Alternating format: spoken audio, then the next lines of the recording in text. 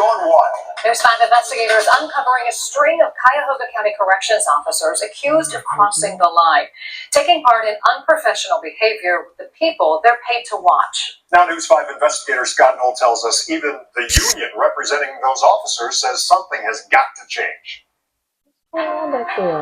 Call me gullible, call me naive, call me all of those things, because I had no idea the female COs was sleeping with the inmates at such a high rate, because that wasn't my experience. In my whole 20 years, I only experienced 2 people that I know of to have messed with inmates.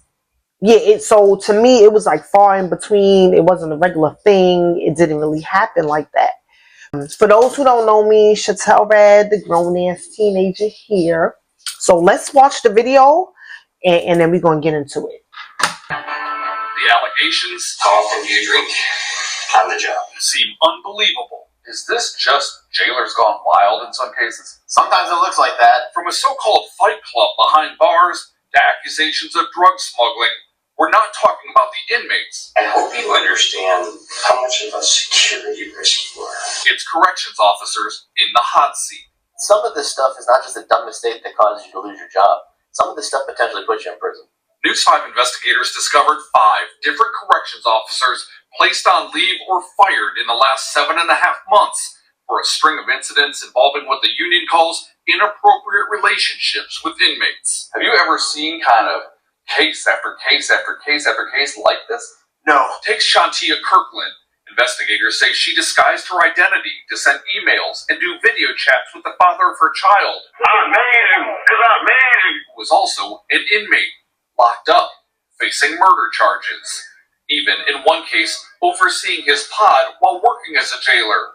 Administrators say she also discussed jail business with him. She was fired in April.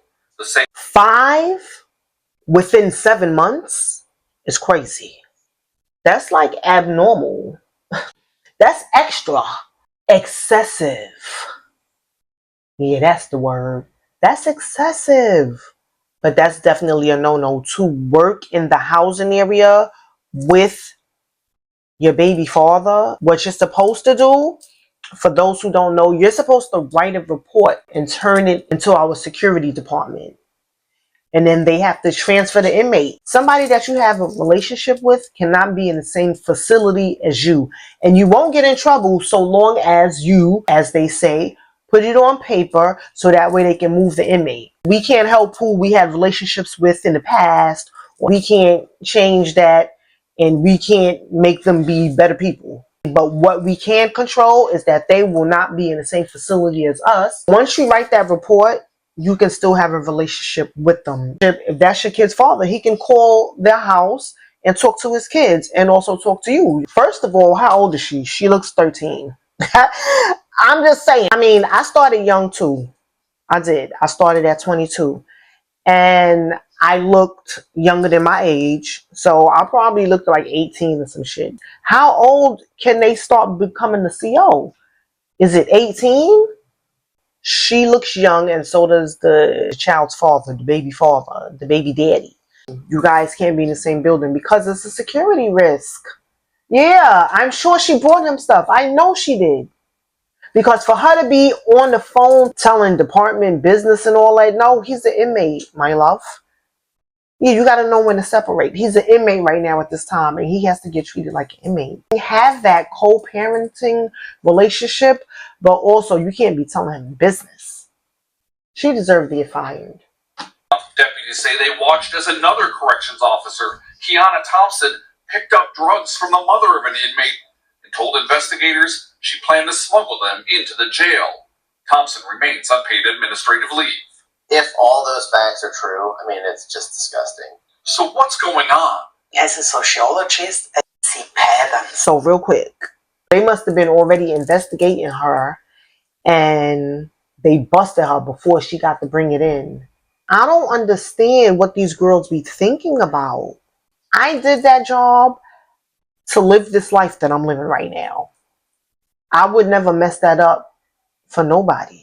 A lot of people have low self-esteem, and when they don't get attention out in the real world, and then they come in there and they're surrounded by all men, and so many men is just telling them that they're liking them and how beautiful they are and how sexy they looking. Oh, your hair look nice and all that type of shit.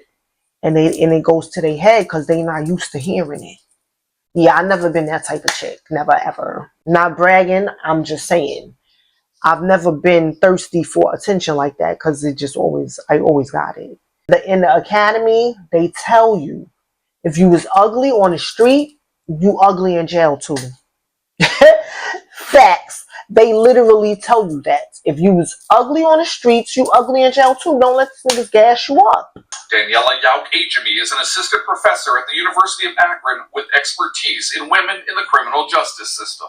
Do you believe, based on what you've seen, Cuyahoga County Jail has an organizational problem here? I would absolutely say yes. She says research shows women working in jails may be targeted for exploitation. Women have to rely more on compliant residents, and it goes incrementally. The grooming process, right? There is a collaboration, and it builds from there. See, she said that women are mostly getting targeted because these men feel that women are weak. Some of them are, obviously. So men, they more will try to threaten a man into bringing something in. Like, yo, I'm going to kill your family or whatever. I know where you live, right? Don't you live on such and such street? Like, because somebody in there could know them and know their business. You know what I mean? You never know. Or sometimes it could just be like, bitch, I'm going to shank you. Yeah, I'm going to shank you if you don't bring that in for me. Period. And they test his heart. And once your heart is pumping Kool-Aid, beloved, it's pumping Kool-Aid. You're done. You're done. You're finito in there. Yeah, that's it. They got you. But the females now, they get those females that's not used to attention and they groom them, as she says. They start off small, like, you smell nice. What's that you're wearing? That's why I don't play that shit. I don't play with them with that. Inmate tell me I smell nice. I'll be like, what? Oh, you must want to know how punitive segregation smell then. And they be like, yo, Miss nah, why you wailing, bro? I'm giving you a compliment. I don't need your compliments, beloved. Yeah, thank you, but no thank you. You can keep them, all of them. About the grooming thing, they start off small with, yo, Miss you think you could bring me in some Aleve? And you like, no, you got to get Tylenols from the clinic. No, but them Tylenols don't work for me. I just need a Aleve. And you think like, oh, it's something small. It's just an Aleve. That's the test. That's the test. Make sure you pass the test, because if you fail, you're done. Because once you do one thing for them, they're going to use that one thing against you and make you continue doing shit for them, because they're going to be like, yo, I'm going to tell on you, CO. I'm going to tell them that you brought me that Aleve. Yeah, they start off small like that, and then they start going higher and higher. If there's anybody that I would say I could find attractive, because finding someone attractive and being attracted to someone is two different things. Okay, I ain't never been attracted to an inmate. Never. In my whole 20 years, never been attracted to an inmate. Did I find an inmate attractive? Like, oh, he's cute. Oh, he's a good looking guy. Like, oh, he got a nice body. Sure. Everybody's human. Like, all right. I don't let those people come and talk to me. The ones that I'm like, oh, he's cute. Oh, he's attractive or whatever. I don't let them sit in my face and talk. Very short with them. Hey, Miss how you doing? I'm good. Oh, okay, how was your days off? My days off was good, thank you. Very short. They still standing there like, what's up, you good? You need something? You straight? All right. All right. See you later. Yeah, not mean, not nasty. Just very short and assertive and firm. Yeah, standing on it. Period. Because if they see a little piece of weakness, they in there. They in there and they going to manipulate it. Facts. Particularly at risk, she says, newer corrections officers. Toyana Lard was on the job less than a year when a supervisor caught Lard engaged in what investigators called horseplay with an inmate. During an interview with investigators, Lard admitted to talking to and flirting with inmates on the phone, depositing money into their jail accounts, even bringing tequila into the jail and giving it to an inmate. I gave him 2 spray bottles, and I gave him one of the spray bottles he sprayed the pot with, and the other one he took it and poured it into a cup. The county fired her in March. Oh, he's smart. He said, let me share it with everybody so niggas don't be in here hating. Feed the people so the peoples don't hate. They probably gonna still hate. However, you know, you're gonna last a little longer spreading a little love. You know what I mean? Because as long as they getting something from the deal, they might not hate. Yout HB says administrators need to go a step further, creating what she calls a culture of integrity. That might involve mental health support, that might involve wellness programs, that might involve outlets for correctional officers to get the support they need so they do not have to fraternize with residents. While the union representing corrections officers says things have hit a breaking point. We don't want these salacious cases where somebody brings in drugs to the jail allegedly, or somebody is having an inappropriate relationship with inmates, giving them tequila from a spray bottle. Like, that makes everyone look bad, and it makes it so much harder for those officers to do their job. They're fed up. Oh, they are. They've been fed up for a long time with the county's hiring practices. The union calling for stricter screening of jailers, things like polygraph tests and deep dives into applicants' backgrounds, hoping to weed out potential problems before they get into the jail.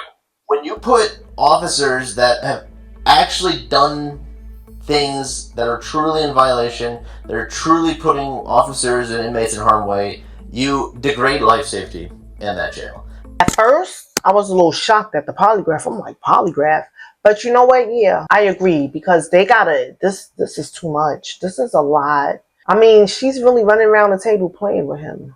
She's taking use what you got to get what you want to a whole nother plateau. And when I say use what you got to get what you want, I mean it to say, like, say if I want an inmate to do something, and I say, yo, do me a favor, clean this room for me, please. Yo, do me a favor, sweep up that back section. It's dirty back there, yeah, please. He's gonna be like, all right, Miss All, I got you. Now a male go and ask him that same shit. Like, hey, brother, man, yo, sweep that up for me, or however dudes talk. Right? But a man could go and ask him that same shit, and he gonna be like, what? You know, because it's like a machismo thing, you know, an ego thing, a strength thing. It's some man shit. So in that regard, this woman can get more done by being women, but she's taking it way too far. Because imagine coming to work to deal with inmates and they drunk. You know, drinking give you bare muscles, and a lot of people become very aggressive. You know, some people become depressed. So how about now somebody get depressed and they want to hang up because you in here bringing liquor to the inmates? We asked the county for an interview to discuss concerns about the hiring process. Instead, we got a statement from a spokesperson about holding corrections officers to the highest standards. We asked again about the union's concerns about screening applicants. The spokesperson emailed us back saying, no further comment. And I really don't understand how people could want to risk their lifestyle, their pension, all their years invested for an inmate. And also, I'm in New York City, and we make 6 figures out here. Yeah, we make 6 figures, so we don't really need to do that. Anybody who do that in New York, like, you just a hoe, and you always want to be a hoe, and you can't stop a hoe from hoeing. Bottom line. But other places, they don't get paid that much money. And they working in here, they really are like security guards working in jails with hardened criminals. And they get paid not like law enforcement officers, but like security guards. So they're not really making that much money. So they come in there to hustle and bustle and get extra money on top of their paycheck. It's a thing. I didn't know. I'm just finding out. Like I said, there was a whole bunch of them. Let me know if y'all want to see some more. If y'all over it already, then we over it. But anyway, y'all, so that's all I got to say about that. Later, y'all.